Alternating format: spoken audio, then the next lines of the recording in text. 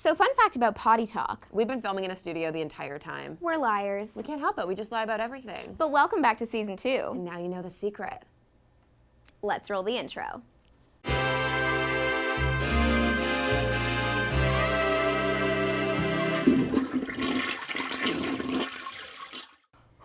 Wow, we've made it. Season 2. So obviously we're totally kidding, and we were in Jaclyn's closet for the entire first 10 episodes, and now this is us stepping out of the closet. We have a very big upgrade. We are now, I was going to say live in studio. We're not live at all, but we're in studio. Maybe one day we'll be live in studio. That's ultimately the goal, Yeah, let's isn't put it? that out into the world Right? so we can go When back and have watch it. Our own talk show. But yeah, no, it feels very crazy because we have like proper lights in here. We're in an actual studio. It's called the Fishbowl Studio here. So there's a giant glass panel so we can see everyone in this building.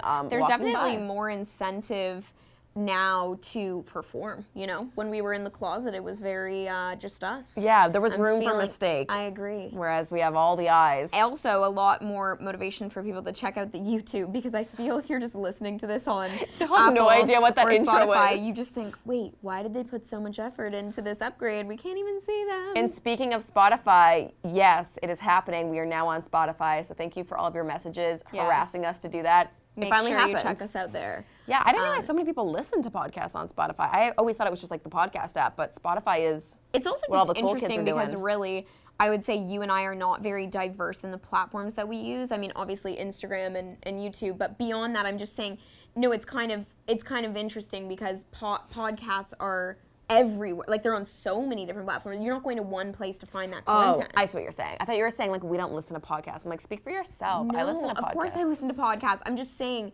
it's way more diverse. You have so many places to go. Right, you're like, if I want to see a YouTube video, I'm going to YouTube to yeah. watch that video, whereas I'm not going to like... It's just kind of interesting. It's kind of unique to podcasts. That actually is so true. There's so many different places you can host it, but we're everywhere, so wherever you listen. So yeah, to go back to that, like now we're talking about all the ways that we've distributed our podcast. That's the entire episode. Now we're in studio. Do you want to speak to kind of how this came to be? This Yeah. was all Wacko Jacko that put this into the universe. Don't give me that much credit. But no, so we knew we had a situation because, long story short, I was moving out of my place, and that's where we were filming all the previous episodes. We used to film in my walk-in closet because the audio was so good in there. It basically was like a soundproof, like a sound recording booth where there's like, what is that sponge material on the wall? Like, you know, like the padding to make it the audio sound better? great.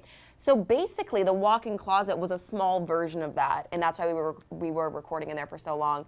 And then we were kind of brainstorming. I was like, dude, we need to figure this out. My new place doesn't have a good spot we can film. Your place there sucks. was a bit of an expiration date For sure. on that, which is kind of interesting because we went into it knowing that, and We just still did it. We We're just like, still did it. whatever. We knew that we were going to be losing that space, I guess, middle of June. Yeah. And so we were just troubleshooting. So long story short, I mean, I've been working with Much Music, Bell Media as a Much creator for like the past like 3 or 4 years.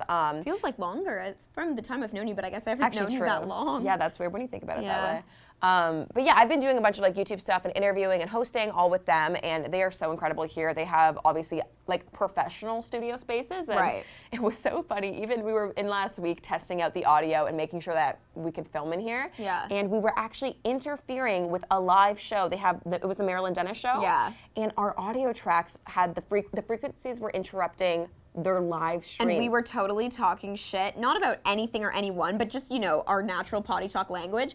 And it was so bad. And then the worst part, or the best part about it, honestly, is that it just will forever live in the universe because we had it all recorded, but we lost the footage. So it's kind of funny because we had this great moment, but it's kind of nice because it's like we get to start over. But basically what happens, so we're sitting in here, and again, there's glass panels on the back side of this room. So we see a couple people like storm up and they're like, hey, Waving at something us. is happening. Your audio is cutting into our live show right now. Like, cut your audio. And we're freaking out. We're like, we don't know what we're doing. We film this in a closet normally. Totally. Like, this is too much of an upgrade. The stakes got high really quick. Very intense. So it's not only like we're just renting out a studio space, we're in a studio space with a ton of active productions / live TV and morning shows Potty happening Talk is around us. really on a new level. So, but honestly, if I'm being completely true, I'm not mad that we interrupted a live show. I think it gave us some great press. I agree. I just think We're interrupting this program to say Potty Talk is now on Spotify. Yeah, speaking of great press, when we were in New York a couple weeks ago, we were at this comedy show, and I don't know why we got so lucky, but essentially we got placed right front and center at this comedy show. And the best part about that is you end up being kind of the pit of all the jokes. And one of the guys came out and he looked at Jack and I and he says, oh, you know, what do you girls do for work? And I just was so taken back. I didn't know if I should say actor or content creator, influencer. I was going to say, what do you say your job is if someone actually asks you? It depends for me who I'm talking to. I totally agree. Sometimes I say, oh, I work in digital media, because that to me could be content creation. It could be anything. It's just very vague, but it also is a full-on industry, so you don't seem like a total noob.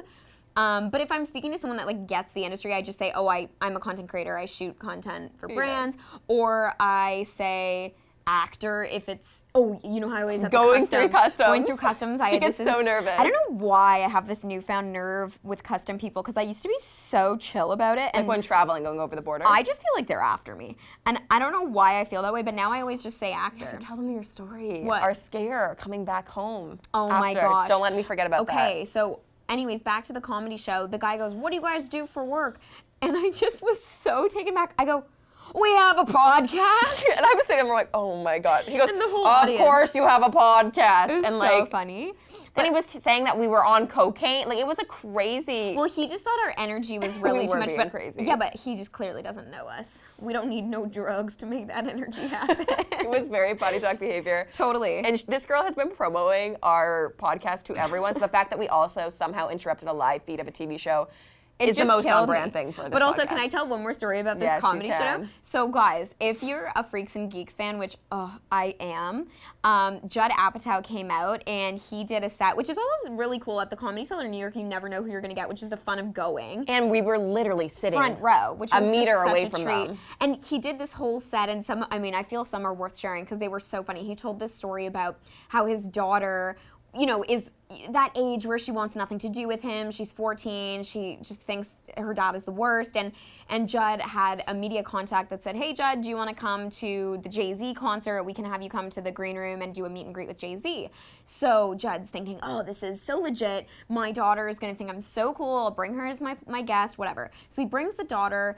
He surprises her, he introduces her to Jay-Z, they have this whole exchange. Then when they leave, Judd goes, oh, so, like, are you thrilled? Did you have the best night?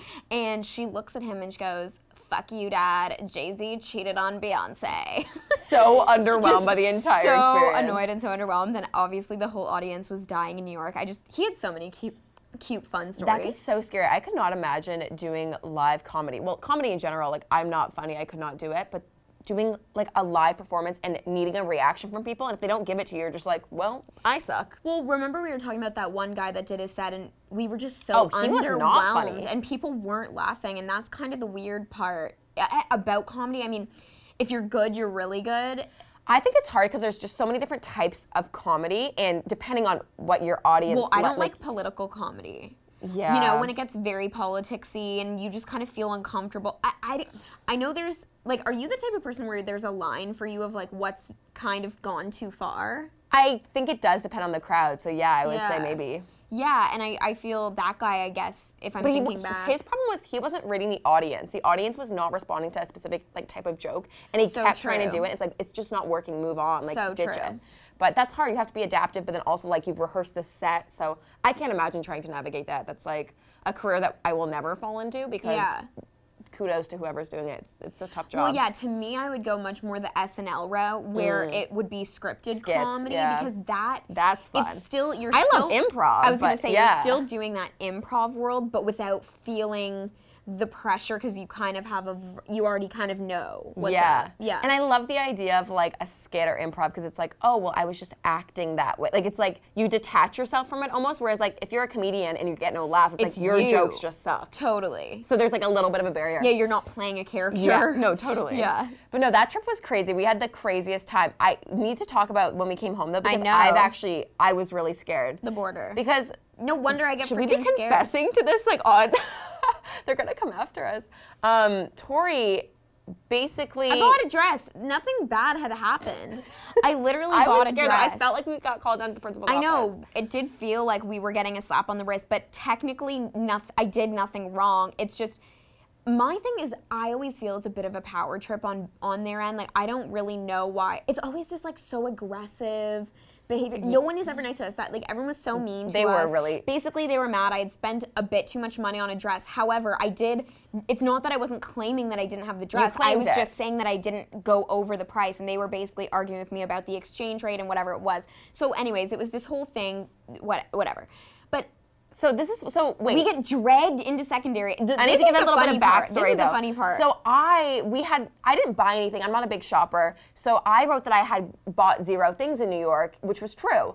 But also, if you get gifted anything, you're supposed to claim that. And we were on a press trip, so I had a bunch of like Moroccan oil, like branded product, and I couldn't fit it in my luggage, so I stuffed it in hers. Right. So now, not only am I getting wrapped on the wrist for buying a dress, now I have all extra product, which you claim you got no gift in my carry-on. Yeah, and I'm saying I didn't get any gifts. I see she gets flagged. They start pulling her, and then the guy goes to me, "Hey, are you with that girl?" I go, "Yeah, she's my friend." Then he goes, "You go in there too." And I'm like, "Uh-oh." And then I'm like, "Oh crap." First of all, secondary in general to me is just a very stressful place. I've never been in there. I was nervous. I was like, oh my God, I said I didn't get a gift. So then Torri, I don't know what Tori's gonna say under pressure. She might go, these are all my friends' things, and I'm gonna go, oh my God, I didn't claim that I got any gifts. Right. So I start like freaking out, and I'm like looking at Torri, I'm like, don't say it. But then they open the suitcase and they go, huge why is bag everything? Of Moroccan oil. Yeah, they're like, why do you have everything branded Moroccan oil? We're like, we just really like it was the weirdest thing. And I think we ended up just saying, we work in marketing. I was trying to be clear about, that's the thing, it's not even like I was trying to lie, because I literally said, we were on a press trip, like we got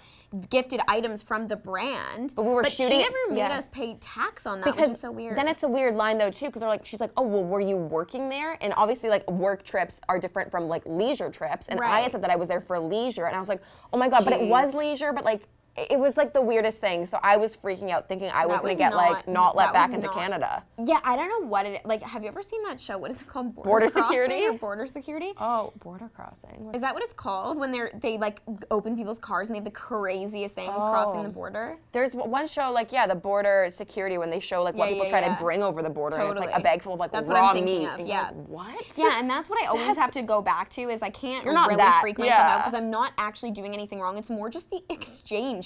The personal exchange I have to have with them gives me anxiety. I was already thinking today, what am I going to say tomorrow at the airport for Vegas? Oh my God, you rehearsed it? I literally rehearsed it in my head. I say, okay, what am I going to say? Okay, I'm going for, and I'm not doing anything wrong. I'm going to Vegas for my friend's birthday. That's literally the truth. There's nothing else beyond it.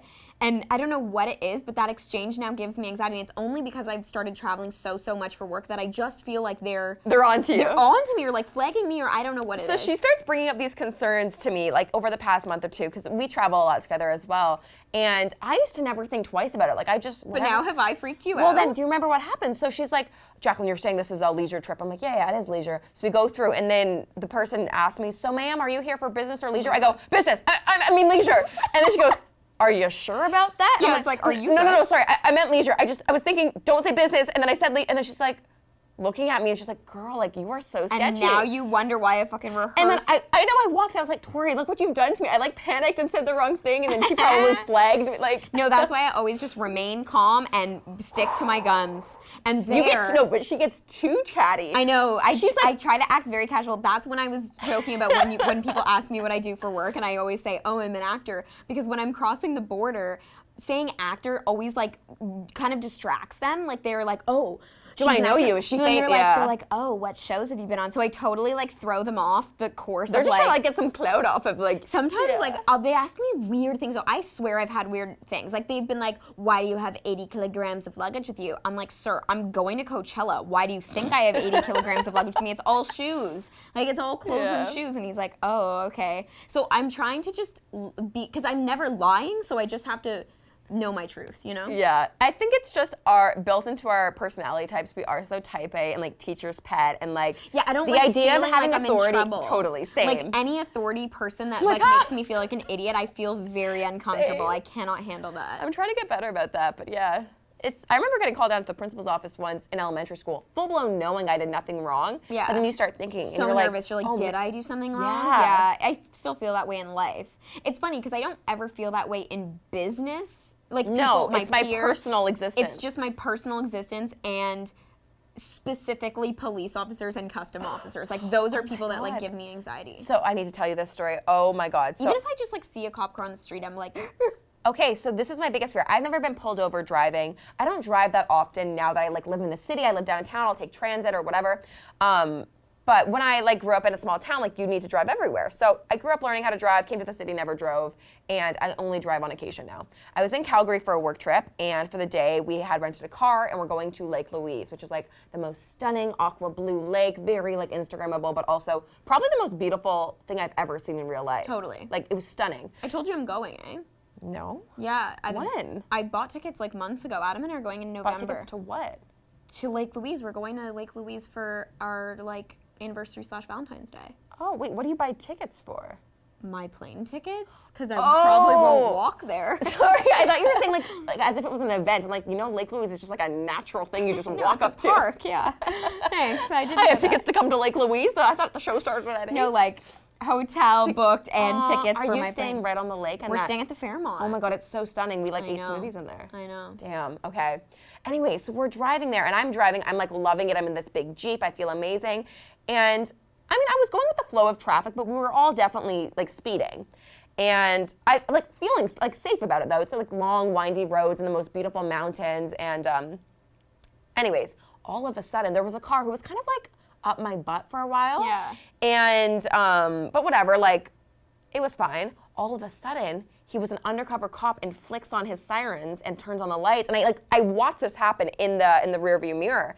And I was like, oh my God. And like I knew I was going over. And I was like, oh my God. And you're in like a rental car. Yeah, like, and I many. honestly don't even think in hindsight that I had insurance on that rental. Right. Like, I think I was totally screwed if I got pulled over. Right. And so I'm like, oh my God. So I'm like, how do I know if he's like, if this is for me or if this was for someone in front? So I'm like, I'm just gonna pull over to the right, like I don't know what's going on. And I've never been pulled over before. So I like get into the right-hand lane, I start to slow down, but then this guy zooms past me and he literally like snags this car 2 cars ahead of me and like was like following him. So I think he had his eyes on this car and was either chasing this person. Weird. Like it was this weird like FBI situation. Like I don't Seriously. know. It was crazy. And the undercover ones really trip me out. I don't like that. Well, and the weirdest thing that I was saying, I go, that was so odd. He must have had his eyes on that car for a while because this car was up my butt for like the last 20 minutes. Right, which and then he made decided we're sense. going in and like. Which made sense because he was trying to keep up with you because you were keeping up with the other guy. Yeah. So this guy must have been like a criminal or like Damn. on some watch list. It was crazy, but it definitely freaked me out because for a second I go, oh my God, am I getting pulled over? No, totally. And I don't know. Have you ever been pulled over when you're driving? I think I would start crying, honestly. Yeah, knock on wood. This is the thing. I'm such a so I've never been pulled over. Okay, I have a speeding problem. We need a beverage sponsor. I will admit it. I agree. I will admit it. I do drive very fast. That's not to say I don't drive safely, but I am a little zesty on the road because I actually also suffer from road rage. So I suffer. I do. She suffers from road rage. If What a like poor... my boyfriend Adam like truly detests driving with me because I like, for example, someone will pull in front of me and then like go to turn left and I'll be like, oh my God. Like also for the visual, imagine like little baby Torri sitting like at our car, like just peering over the dash of this big SUV she drives and like zooming throughout the traffic. I don't know what it is. I'm a very just aggressive driver and slow drivers bother me. People that take too long to turn bother me. Like there's a lot. Anyways, with all that being said, no, I have never been pulled over. However, I also do believe all of my karma comes back to me in parking tickets. Oh. So yeah, and this is true. So you also just don't pay ever, I feel like. No, I've gotten a lot better. In my new vehicle, I always pay, although I did get a parking ticket 2 days ago. Wait, what? No, but this is good. I actually don't mind it because you know how I always say I'm equal with the universe, how when I do bad, I get bad, and how one day things are going to happen to you because you get a lot of good juju. I'm screwed. I've been saying like 30. Yeah, like I always feel if I'm shitty, something shitty will happen to me. I kind of like that. It's like if I'm equal with the universe's playing field of karma, then I prefer to keep it that way. I do agree with that though on a general basis. Like you put out good, you get good back. Right. If I put out bad, I get bad. Yeah. And so it's like I can accept that. But anyways, a lot of that bad comes back to me in parking tickets.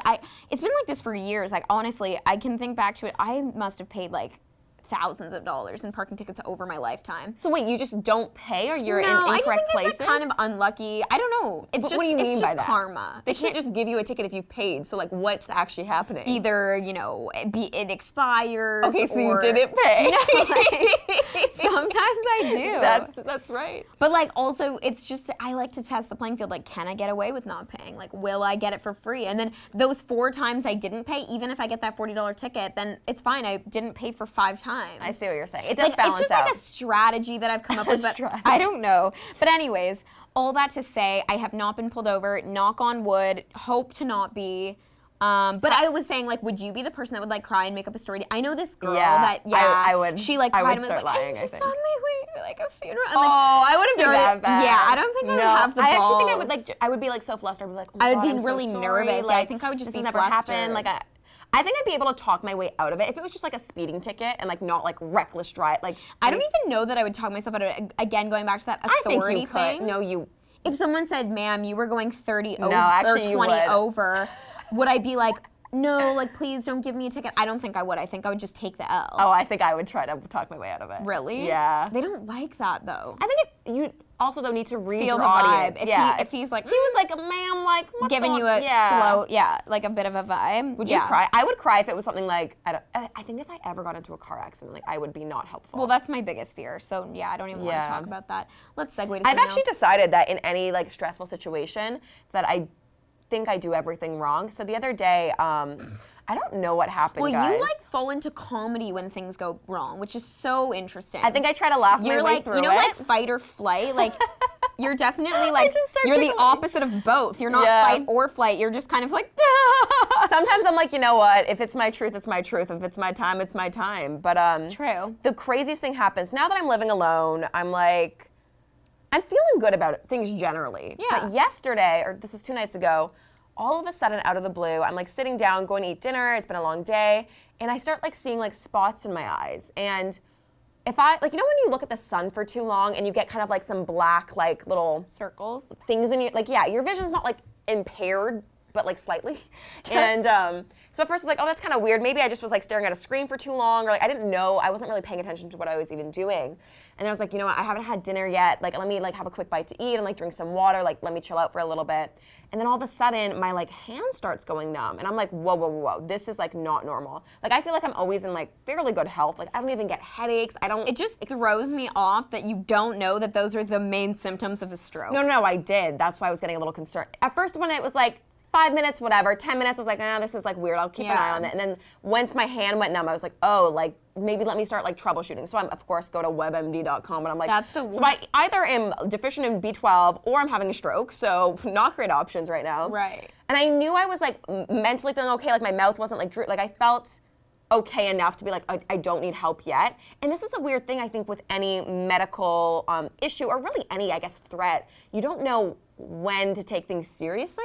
Yeah, like it's like, am I being true. dramatic, or is this like, should I be calling someone for help, or should I be doing, like, I didn't know. It's interesting because there's such a fine line, because I have friends that have like health anxiety or that are, you know, so overly conscious in like each little like thing that hurts. It feels like it's the end of the world. A headache is a brain aneurysm. Like everything has gone to the nth degree of dramatic. Totally. Whereas like, yeah, I feel like you and I are both like, I have been to the doctor like one time in the last like 2 years, and I'm like, yo, I should probably like maybe do that. But I think when you're like generally healthy and you don't have any like main symptoms that are like throwing you off, like if I don't have an actual like illness, then I'm not trying to waste my time and sit in a doctor's office. Well, and that's the thing. I'm like, my mom growing up, she was always like a suck it up buttercup kind of thing. Like, and like, don't get me wrong, she's very nurturing, and if something was seriously wrong, she obviously would like help me. But for like little things, like always stubbed her toe, like she doesn't buy into the drama of me being like, oh my God, my toe is throbbing. She's like, girl, get over it, you're fine. Taken out of it. My parents have always been the same. Yeah, so I was like, I'm probably fine. But then all of a sudden, like the numbness from my hand went into the other hand, and I was like, whoa, this is kind of weird. So at this point,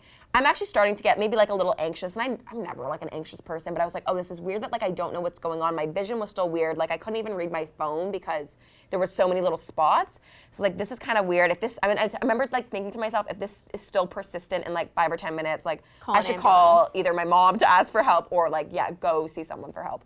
And then this is what I did, and this is the worst thing you can do. So don't do this, anyone listening. I go into the shower because I'm like, the second you told me this, I'm like, now I'm gonna be naked, passed out, passed out in a hot shower. That is the literal worst thing you could have possibly done. But I have to say, I think it kind of cured me because I was in there. My vision actually did slowly start to come back, and meanwhile, obviously, I'd been chugging some water in the meantime. So the vision came back, but then my mouth went numb, but then my hands were fine. So it was like weird symptoms that were consistently changing. And I was trying to think back. The only thing that I had changed is I put a different oil in my diffuser. So I thought, like now in hindsight, I woke up long story short, I went to bed, I woke up, I was completely fine. And then I was like, oh, maybe I should have called someone or dealt with that, but I'm fine now, whatever. So I'm gonna go to the doctor today and get like allergy tested. But I think the only thing that changed with my behavior was this diffuser. So I wonder if I was having an allergic reaction. I just would say definitely not, because that is she goes, you're having a brain aneurysm. I'm like, no, I'm not. Not necessarily, but I'm just saying like. Not necessarily. No, but I'm just saying like a bleed in the brain can be slight, or it can be dramatic, or it can be not even a bleed, or it could be literally a stroke, or it could be as simple as B12. But also what's strange what you did, which again is so weird. Like, I know, I'm not good going to bed is really weird, because even something. If I died in my, well, I know. yeah, like you could have just died in your sleep. And it's strange that you didn't like like you really honestly should have called an ambulance within the first 5 minutes. I would have called an ambulance on myself. But it was weird. I was a little concerned when it was persistent after like 20 minutes. Or just gotten in an Uber and gone to the hospital and been like, these are the symptoms I'm having, and then they would have treated you. I think it is a weird thing though, and especially, I don't want to make this like a gender thing, but even as like a girl, I feel like being a female, being like, oh, like I'm like experience, like I don't know how serious things are. I don't know. That sounds so dumb, but I feel that's fair. Almost like somewhat invalidated sometimes. Yeah. And I don't want to be like just like someone complaining. So I didn't know how serious it was, but I guess in hindsight maybe I should have dealt with it. I remember once years ago had a UTI, and like if you've ever had a UTI, like that shit is wild. Like that is pain I've never experienced, and it actually spread to my kidney. So it was basically like I had a kidney infection, and so I show up to the hospital, and it was a male nurse like doing the check-ins, and he's like, pain on a scale of 1 to 10. I was like, 9, sir. It's a 9. Like, I legitimately am dying right now. And he's like, yeah. Like, just like so underwhelmed. Yeah, and they think you're just being dramatic. A female doctor came in and helped me. She goes, I'm so sorry. Here's the antibiotics. Take these right away. Take water. Like, she just like totally knew what I was going through. And I'm like, it's so true. Like, sometimes even as a woman, like certain symptoms you might have and things you go through are just going to be very unrelatable to men. Well, I'm sure like once we're pregnant in life, or we're like going through something that just a guy cannot relate to that. Well, even just think of what happened today when we were unloading this, the clothes rack from the car into the thing. This guy drives by, rolls down his window and tries to give us advice on how to be placing it in.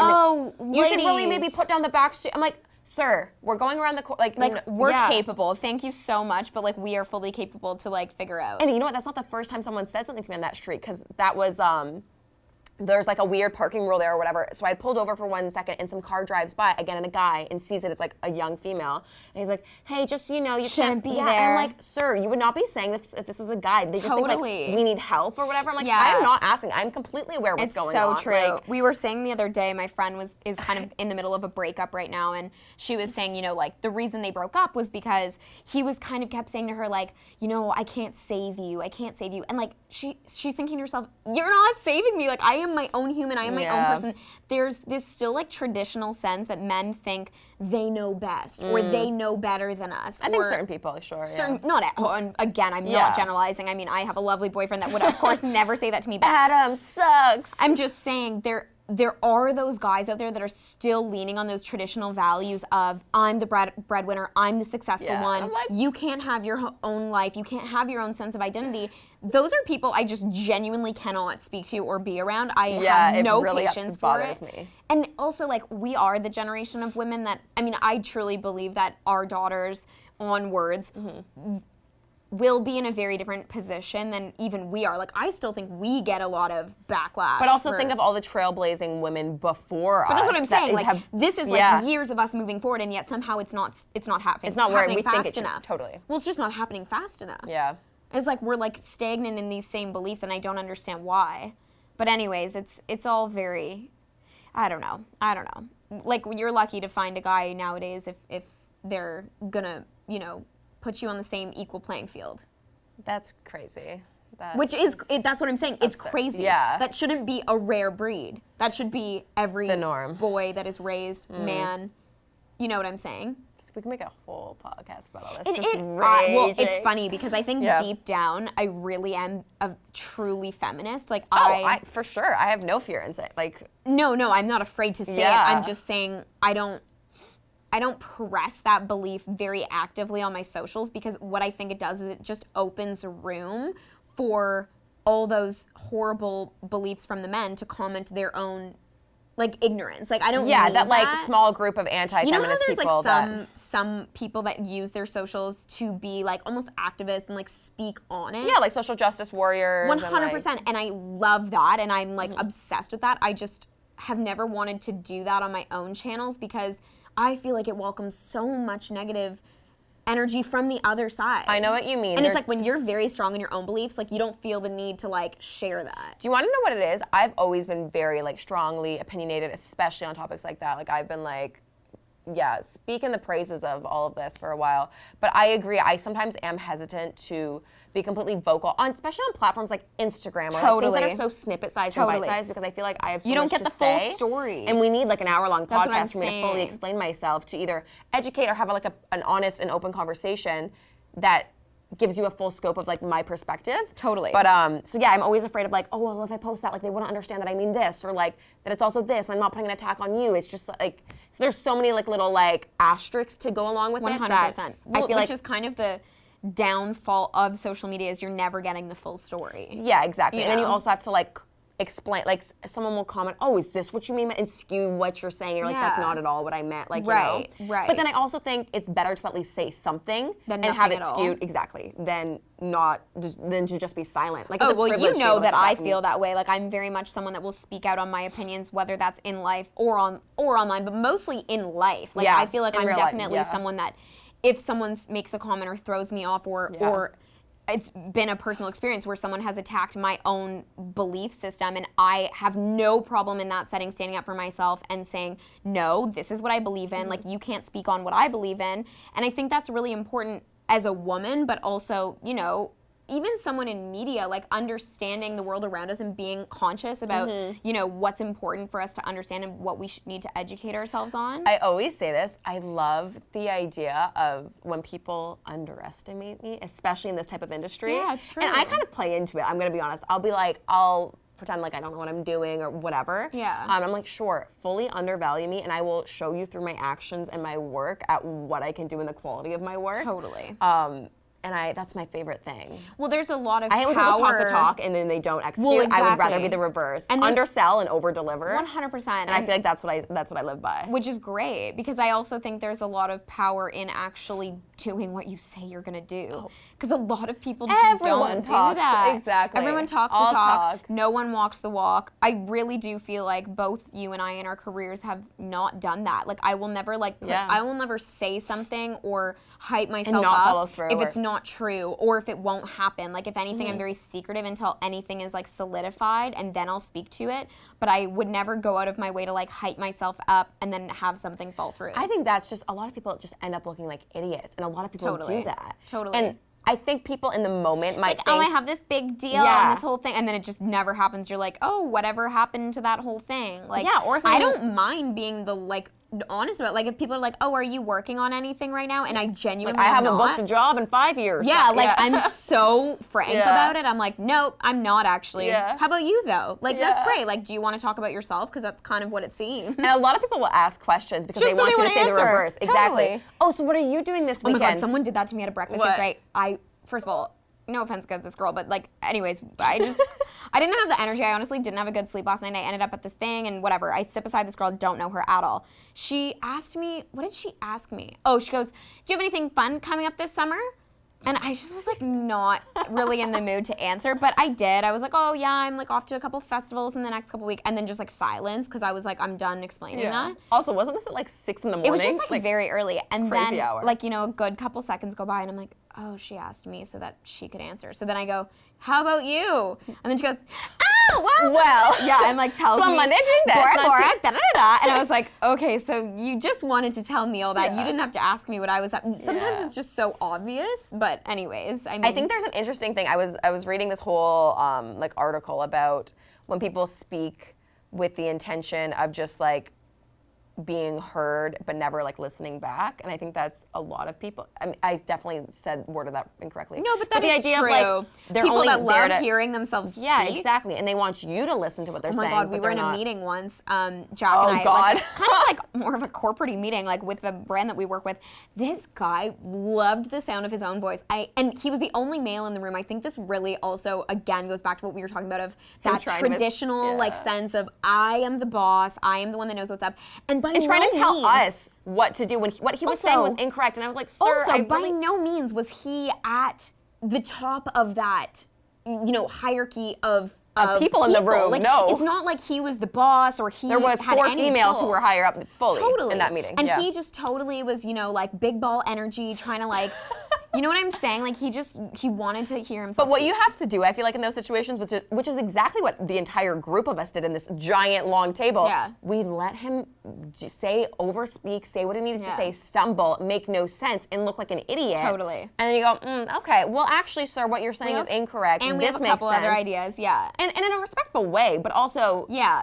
when people are like that, they will embarrass themselves No, and it's so make true. themselves look dumb. You don't need to make them look dumb. They will do it themselves. It's so true. So I'm like, sir, you keep going. What you're saying is wrong, and I know that, and that's okay because I know it. I don't need to tell you that I know it, but I know what you're saying is wrong. It's true, And I think you just got to be gracious in those situations, but it's true. At least it is hilarious, man. there was a lot of settings or times in university where, you know, again, people would put up their hands, and whether they'd go on long-winded situations or they just wanted to answer the question. Here's the threshold. If someone is saying something that has any basis in reality, whether that's like from an educational standpoint, from a personal experience, whatever that is, I am the first to be happy to listen and accept their, you know, opinion and their thoughts.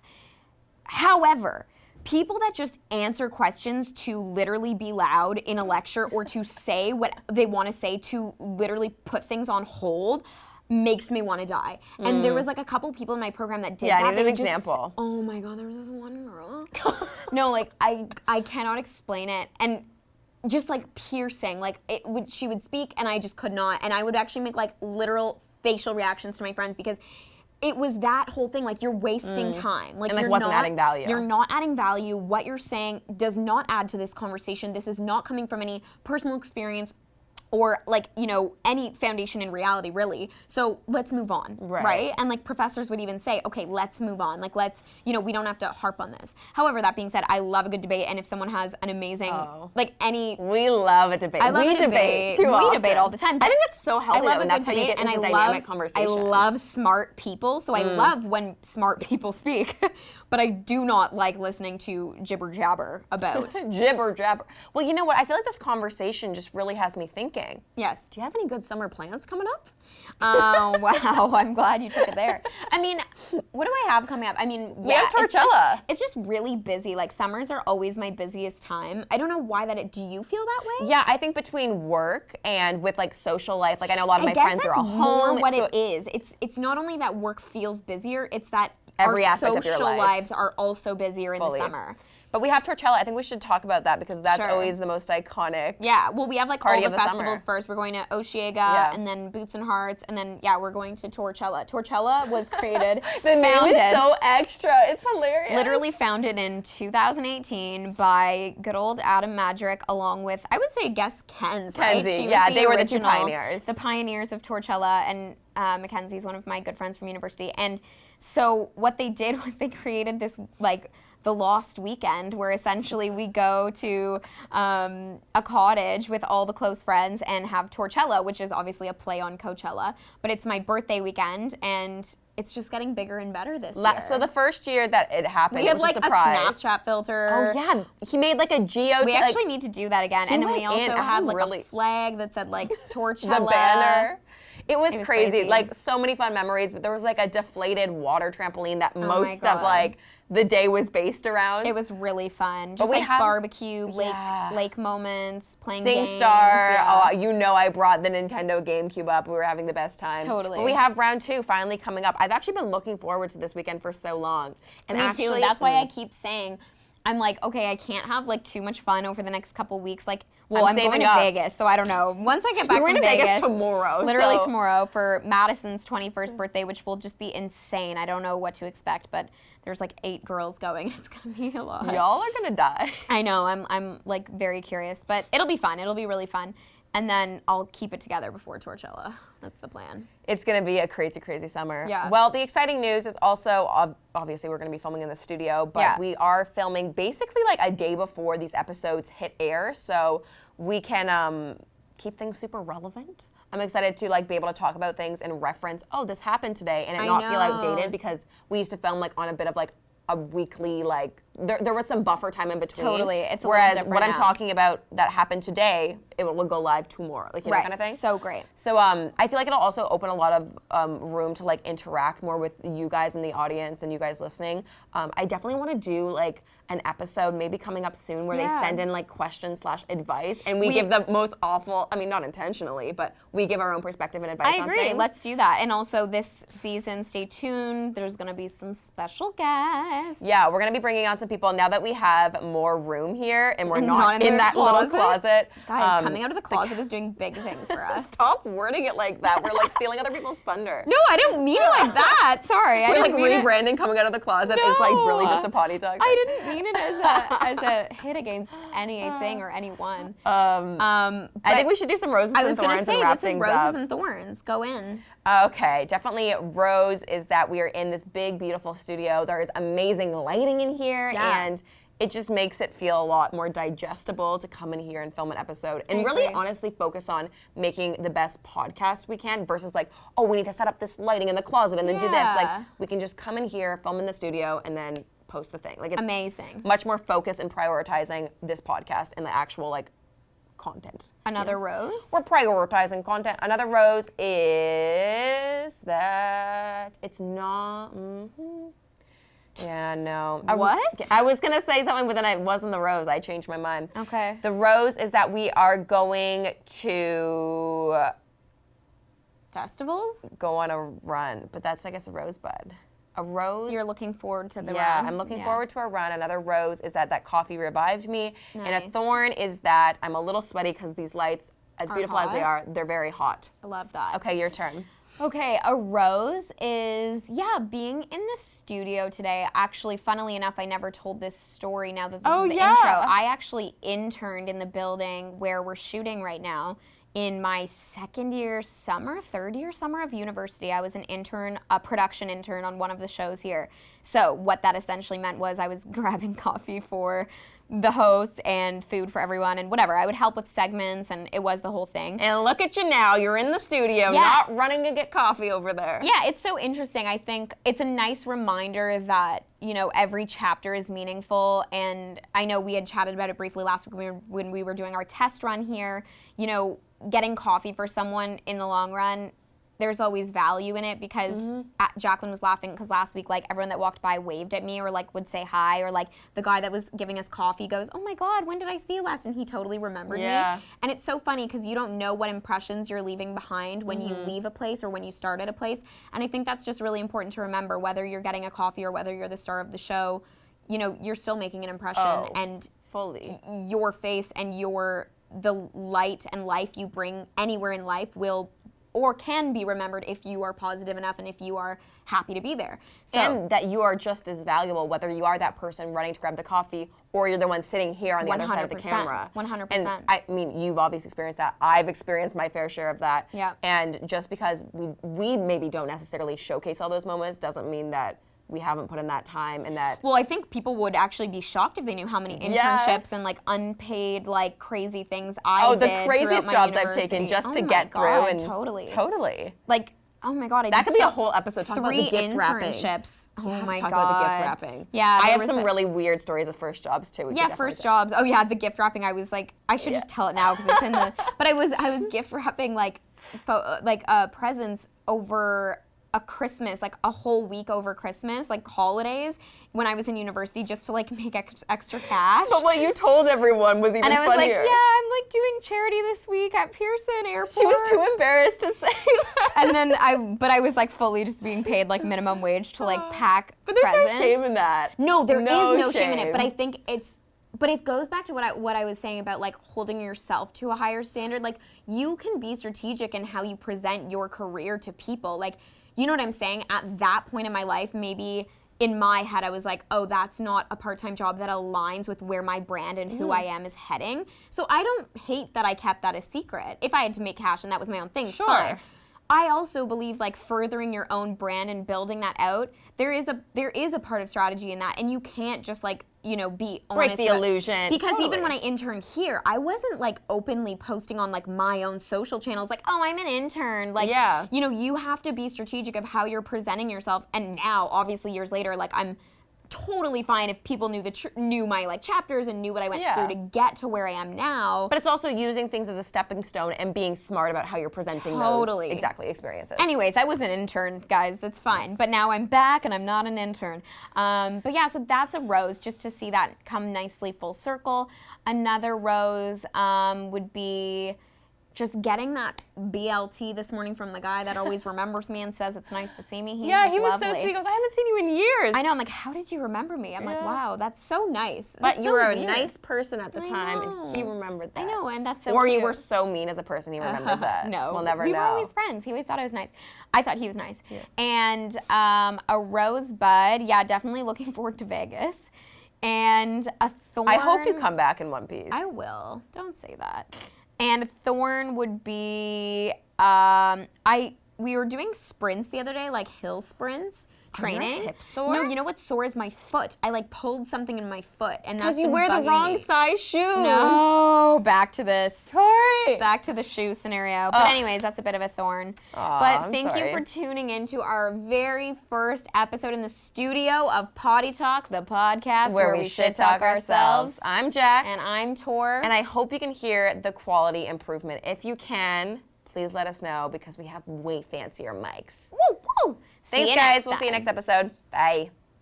Amazing. First episode done. I really love that. The flow of that whole episode. Much better. Much, much better. Fantastic.